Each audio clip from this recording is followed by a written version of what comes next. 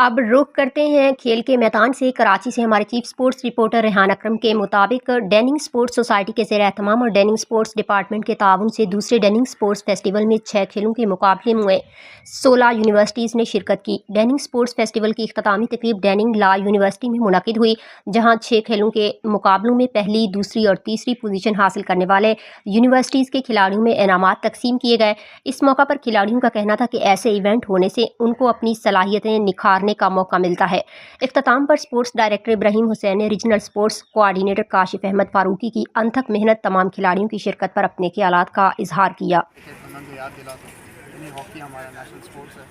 Unfortunately I think वो infrastructure I think अब उसका आई फील का एक इशू है और लोगों का रुझान, क्योंकि ज़ाहिर सी बात है लोग फॉलो नहीं करते तो लोग ऑटोमेटिकली उससे मोटिवेट नहीं होते। मैंने जो देखा है कि क्रिकेट हो, फुटबॉल हो, हर किसी की जो है वो उस स्पोर्ट्स में तब आता है जब उनको पर्सनालिटी को फॉलो करता है।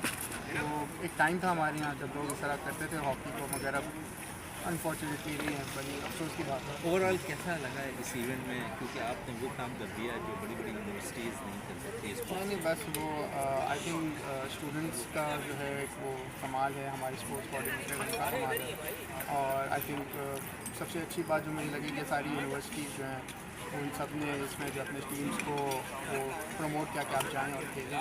तो एक ही यूनिवर्सिटी के मल्टीपल उसमें उन्होंने लिया, क्रिकेट था, फुटबॉल था, थ्रो बॉल था और बैडमिंटन, टेबल टेनिस, बास्केटबॉल। तो बहुत अच्छा लगता है जब यूनिवर्सिटी इस तरह प्रमोट करती है। तो I think this is very good, it's a healthy activity, तो ये चीज़ करना चाहिए और नहीं। Thank you.